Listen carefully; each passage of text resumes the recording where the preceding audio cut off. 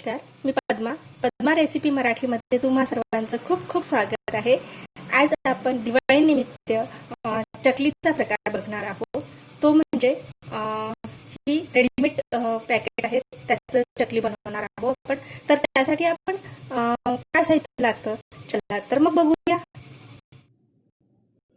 इथे मी रेडीमेड भाजणी पीठ घेतलेलं आहे। तर कुठलं पण घेऊ शकता, मार्केटमध्ये अवेलेबल आहे। तर 2-3 कंपनीचे येतात, तर तुम्ही त्यातलं कुठलं पण भाजणी पीठ घेऊ शकता। आता समजा आपल्याकडे घरगुती भाजणी पीठ नसेल, तर आता पटकन आपल्याला चकल्या करायच्या असतील, तर मग हे असं रेडीमेड भाजणी पीठ घेऊन यायचं आणि त्याच्या चकल्या करून घ्यायच्या। तर यासाठी आपल्याला काय लागणार, हे भाजणी पीठ घेतलेलं आहे। तर हे 250 ग्राम आहे। तर याच्यामध्ये आपल्याला चवीनुसार यामध्ये सगळं ॲड असतं, पण तरी पण थोडं आणखी टेस्टी होण्याकरता हे चकली एक मसाला येतो, त्याच कंपनीचा घेतलेला आहे मी। तर त्यामध्ये तो मसाला 1 चम्मच ॲड करायचा, जेणे आणखी ते टेस्टी होते याकरिता। आणि चवीनुसार थोडं अगदी मीठ टाकायचं, अगदी त्यामध्ये सर्वच ॲड असतं, पण अगदी थोडं मीठ टाकायचं। हे झालं आणि याला मिक्स करून घ्यायचं। आता हे कशाने भिजवायचं ते बघूया। तर हे भिजवण्याकरता हे 250 ग्राम आहे, तर 1.5 वाटी आपल्याला पाणी लागणार आणि त्यामध्ये 1 मोठा चम्मच तेल लागणार। तर ते पाणी गरम करून घेतलेलं आहे मी आणि त्यामध्ये तेल सुद्धा टाकलेलं आहे आणि ते पाणी गरम करून घ्यायचं आणि 2 मिनिटं त्याला रेस्ट होऊ द्यायचं आणि मग यामध्ये टाकायचं, भिजवून घ्यायचं यामध्ये। तोपर्यंत पाणी गरम करते आणि त्यामध्ये तेल टाकते आणि ते पाणी गरम करून घेते। आता इथे मी हे पाणी आणि त्यामध्ये 1 मोठा चम्मच तेल टाकलेला आहे, ते टाकून घेते आहे आणि यामध्ये मिक्स करून घेऊया आपण।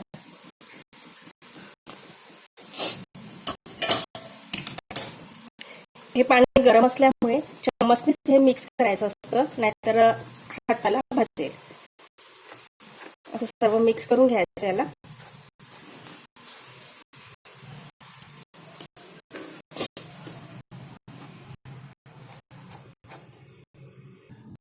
आता हे मिक्स करून झालेलं आहे पाणी, तर आता हे गरम आहे, तर लगेचच आपण याला मळू शकत नाहीये।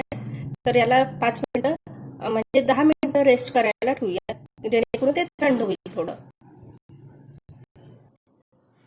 आता हे पीठ आपले थोडं थंड झालेलं आहे। आता आपण याला मळून घेऊ शकतो। समजा हे पीठ जर हार्ड वाटत असेल, तर थोडं आपलं साधं पाणी घेतलं तरी चालेल आणि त्याला छान स्मूथ असं मळून घ्यायचं। गोळा हा आपल्याला घट्टच ठेवायचा आहे, कारण की तर घट्ट ठेवला तर चकली ही म्हणजे छान त्याला दाणे दाणे असे निघतात। तर याला छान आता आपण मळून घेऊया आणि छान टाईट गोळा करून घेऊया। आता छान आपण असा गोळा करून घेतलेला आहे, त्यातला एक पार्ट घ्यायचा आणि त्याला छान असं स्मूथ करायचं, छान असं मळून घ्यायचं याला सुद्धा।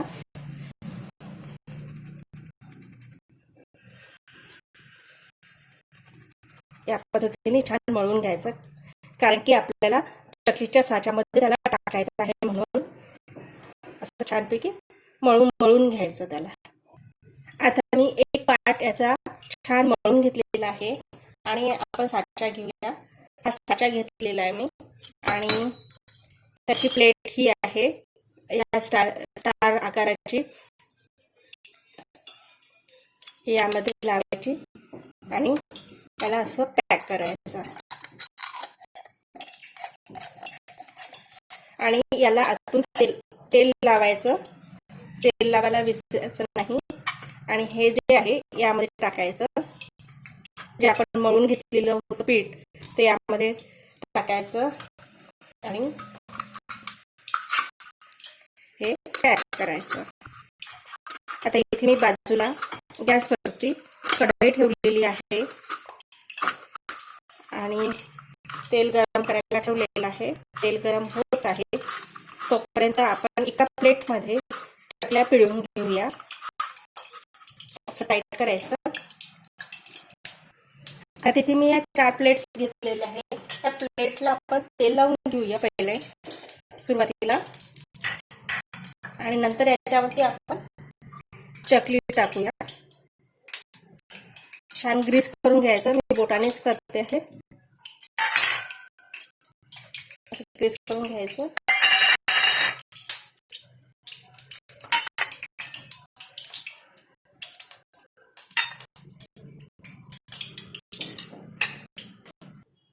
आता आपण यामध्ये चकली पिळून घेऊया.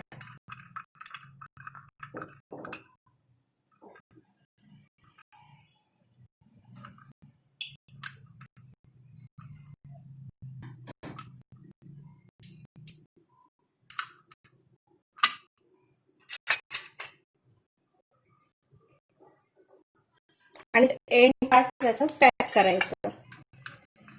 त्याच पद्धतीने दुसरी करून घेऊया.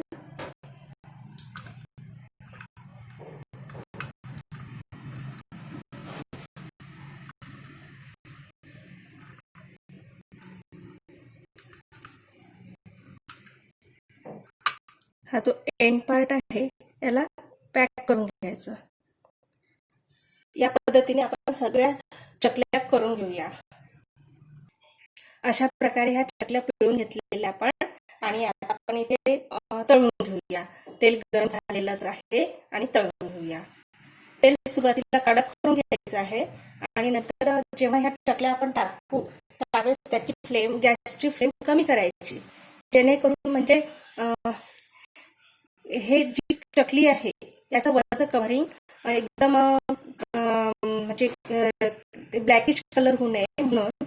तर जेव्हा आपण चकली टाकतो त्यामध्ये त्यावेळेस गॅसची फ्लेम ही स्लो करायची असते. आता इथे हे तेल गरम झालेलं आहे तरी पण सुद्धा आपण एक छोटासा गोळा टाकून बघूया.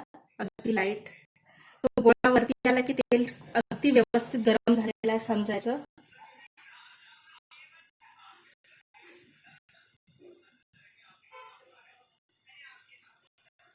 थोडं होऊ द्यावं लागते आहे.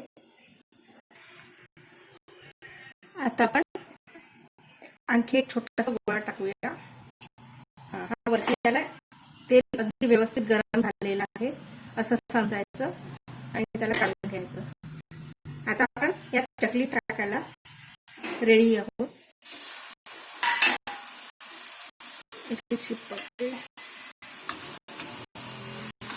निघाली. आता दुसरी पण चकली टाकूया आणि छान खमंग भाजून घेऊया. आणि याच्यावरती असं तेल फिरवत राहायचं. आता दुसरा साईड करूया.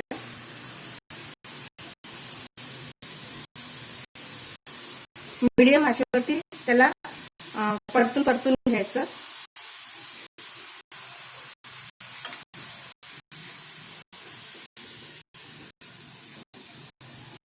आता आपण एका टिश्यू पेपरवरती ही चकली काढून घेऊया. आता त्यानंतर त्याच प्रकारे आपण दुसऱ्या सुद्धा चकल्या करून घेऊया.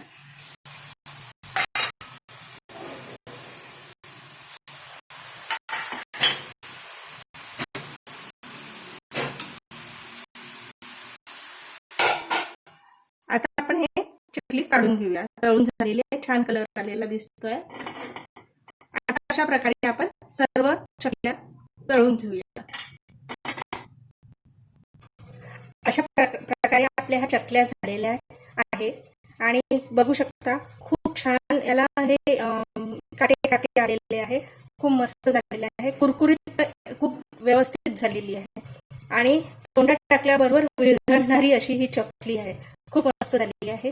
या पद्धतीने तुम्ही पण करून बघा आणि माझी ही रेसिपी आवडली असेल लाईक करा, शेअर करा, सबस्क्राईब करा आणि सोबत बेल आयकॉन आहे त्याला सुद्धा क्लिक करायचं आहे, जेणेकरून मी कुठली रेसिपी अपलोड केली तर तुम्हाला त्याचं नोटिफिकेशन येईल. आणि वेळात वेळ काढून तुम्ही माझी रेसिपी बघितल्याबद्दल खूप खूप धन्यवाद. थँक्यू. Bye bye. पुन्हा भेटूया एका नव्या रेसिपी सोबत.